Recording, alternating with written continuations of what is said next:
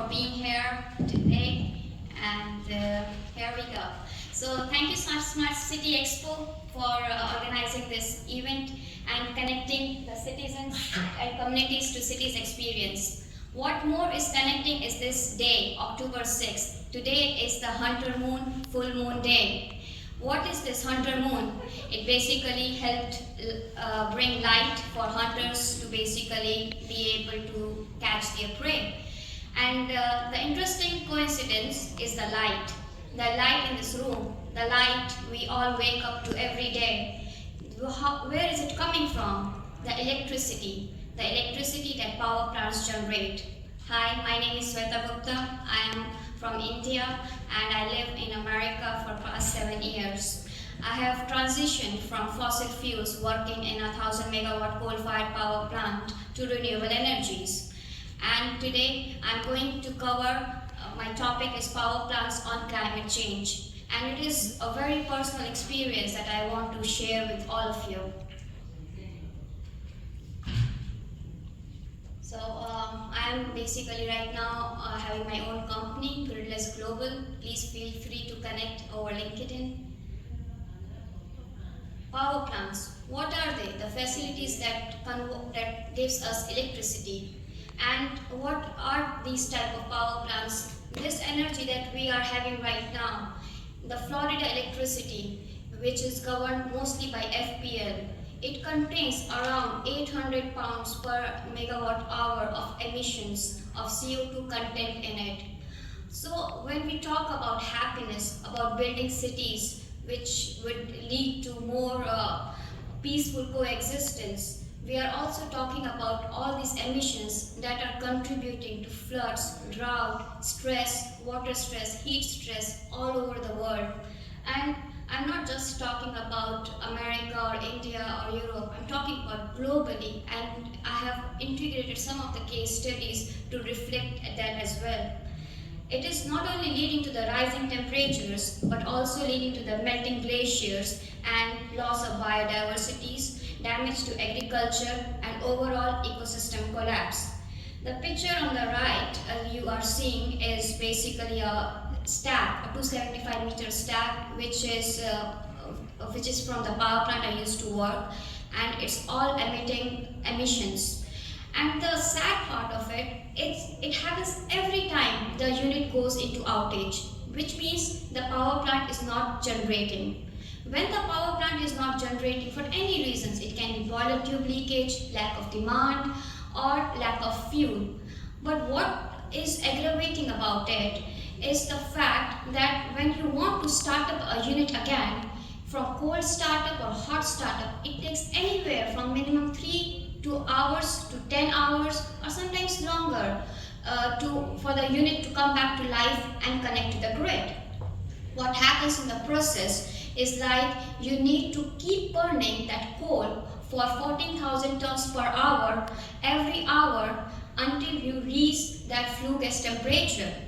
The problem, the technical limitations that electrostatic precipitators which are being used to arrest that pollutants do not activate until the flue gas temperature reaches a certain temperature which is around 110 to 130 degrees Celsius. Why? Because below that you will risk forming hydrosulfuric acid because there are sulfur contents in it, and what happens that your machines would not be able to take it, and then you need all that repair and investments.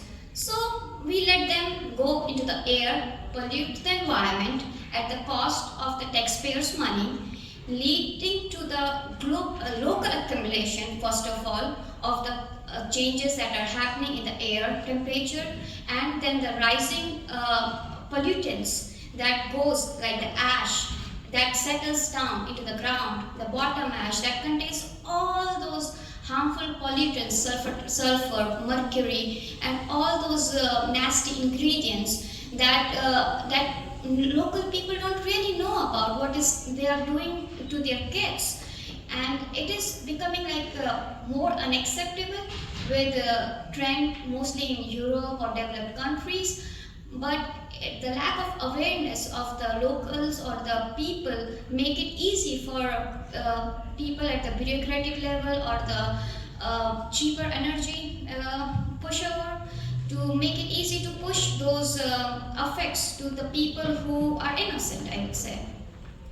And I have personally witnessed a lot of people having premature deaths at 70. Here we are talking about life expectancy and increase and the happiness. How are we going to achieve it if there is so much inequality? Yes, ma'am. This is why there are people like you to educate. I mean, you and I speak the same language, so this is why we do what we do. Yeah. Now let's go to this America. We have recently all come together and share the same knowledge when it comes to California wildfires or the hurricanes in Florida or the water and the heat stress that is in the center of the United States, especially in Arizona and Phoenix areas. And then we come to all this sea level rise, which we keep saying that nothing is going to happen to us until the day it happens. And going to the power plants, a major driver of climate change. Why am I so focused on power plants and climate change? Because they contribute to the maximum emissions that once you control that, you are in control of climate in a very large fashion. And also there are more frequent and severe climate events that align with these prediction models. Going to the next slide, I'm highlighting the case studies from the recent months in July and August 2025, one from America and another from India. This part of India, I actually have worked with my, not worked, like stayed there with my family, my parents who used to work in hydropower plants there. And I have, first I want to show you the images. This is me who was working and being there. And the next is all the, in 45, I think in 20 minutes, the whole village was taken apart. Several people died, they were buried, and they didn't have time to respond. And the second is the Texas flood floods that happened when the river Guadalupe, it rose to 26 feet in 45 minutes.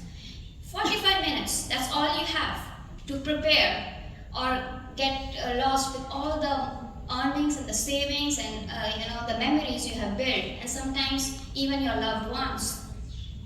So going back, I would say like the policy and the governance issues that implicate those events are budget cuts, reduced capacity in the NOAA systems, because they issued the warning signs, but I don't know, they just won't take it quick, or they didn't have a reasonable distinguishing to that it's a life-threatening event. However, there were dozens displaced, infrastructure was overly damaged, and overwhelmed emergency systems that authorities just raise their hands, okay, we are done, we are going, but when it comes to getting money, they come again. So we need a climate resilient grid and a power infrastructure in a flood prone area. And the interesting part is, they knew that it was a flood prone area, and still they never did anything about it, just to say, oh, we have nothing to do about it. So, and it's happening in Himalayas, happening in the mountains. These are the cleaner alternatives that we focus on: solar, wind, geothermal, hydro, nuclear. We need policy and global action with Paris Agreement, the subsidies, the grid modernization, and the action that is needed is transition to renewable is crucial for sustainability. I don't want to emphasize that, okay, I'm advocating for renewables. I would be a devil's advocate. So let's have a little bit more comparative study on the coal-fired plant, on how it was before and how it is now, and with comparison to the utility scale power plant. Utility scale solar is not still in large proportion or capacity as we understand as in coal-fired plants, but because of the increasing push of the renewables, their demand have gotten low. Now, this is interesting. Suppose I'm running a 500 megawatt coal-fired power plant, but now because of all these changes, they tell me, okay, you have to just produce 300 megawatt. Now it leads to flame instability and leads to more outages and then more emissions. Can't we just work together to make a more efficient grid which is less polluting and less emitting? So one of the most crucial factors is like we have to retire the units which are old because they are really polluting and they don't contribute anything, they don't make money, and they are just the old structures wanting to stay, and I don't know who they please, but they are there. Effects on the local and medical patients is phenomenal because mercury it poses neurotoxic risk, particularly harmful to children and cardiovascular health. So one of the incentives people say about running these power plants is that the electricity is cheap. But just analyze the overall impact it has on your health, on your family, on your loved ones. Is it worth to have a disease which is very expensive or sometimes incurable, or rather have an energy does not have a CO2 emission, which is mostly with the solar. Now the other factor that solar has is like it has a very much large large land requirement. I believe like most of you have heard about Trump's advocacy on more of coal or natural gas power plants because these renewables just occupy a lot of space. I agree, they do occupy a lot of space. And more than that, I also agree, considering this Spain Portugal power outage. It was at 12:45 a.m. on 28 April, the power just goes down, and many people are speculating it is some invasion on their grid. But no, it wasn't. And it was basically there was weather temperature changes, and the grid was not that much stable because there is 50 to 60% of electricity in Spain and Portugal is derived from renewables. So because there is so much increased push of the renewables in the energy mix now, it creates a situation of stability now, which can also be basically mitigated by having stronger grid, by having more batteries, by having more inertia in the grid, because naturally the rotating machines offer a little bit more inertia and that helps the grid stability. But because of the increasing pollution level that it creates, I would say that we should push for clean tech resilient alternative, which would basically help to not have those blackouts and have more resilient grid with fewer emissions. These are some of the factors of fossil fuel dominated grid versus clean grid with stability upgrades. And there is a lot of, especially to the factor of the natural resource. When this war with Russia and Ukraine broke, the natural gas was the highly impacted commodity because our power plants are based on how much is the fluctuation with the natural gas. The end customer ends up paying a higher price on the energy than the other customers basically.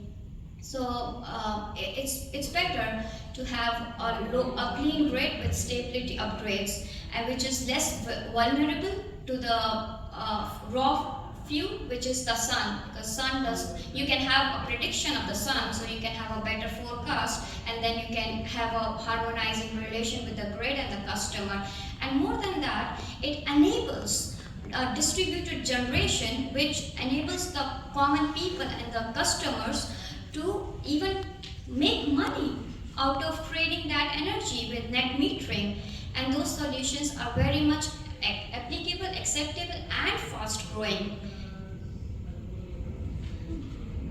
These are the short-term benefit, like we have low capital cost if the plant is already built for fossil, but rest everything else is like risk, standard assets risk, because we know after a few years it's going to have an impact, that's going to go retire.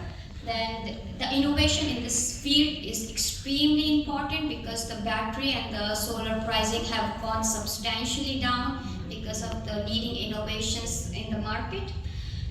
And this is from my experience working with Miccosukee Tribe of Indians, Florida, as an electrical engineer.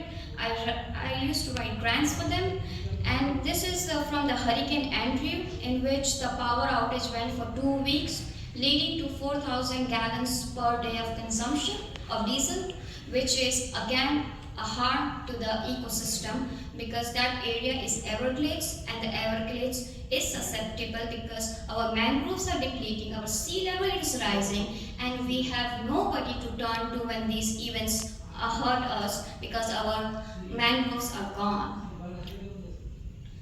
So this is me with Mayor Francis and with Betty Osceola from Miccosukee Tribe. At the center is alligator alcatraz, which we are also very much familiar with.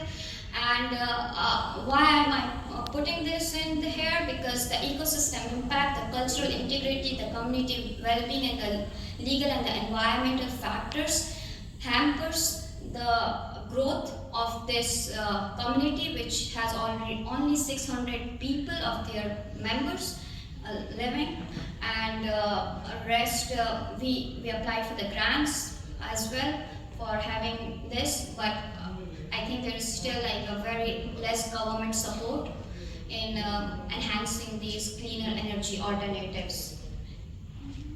So this is my last slide. I am very happy to now to transition from fossil, which is my first picture behind a 500 megawatt boiler of coal fire, and now with a solar power plant.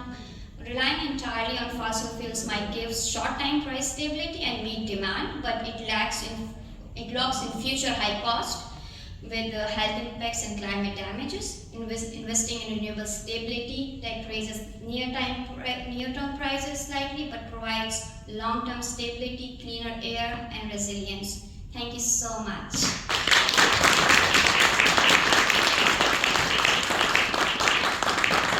is my book, Clandestine. If you guys, it's my first book. I have covered a little bit about climate as well.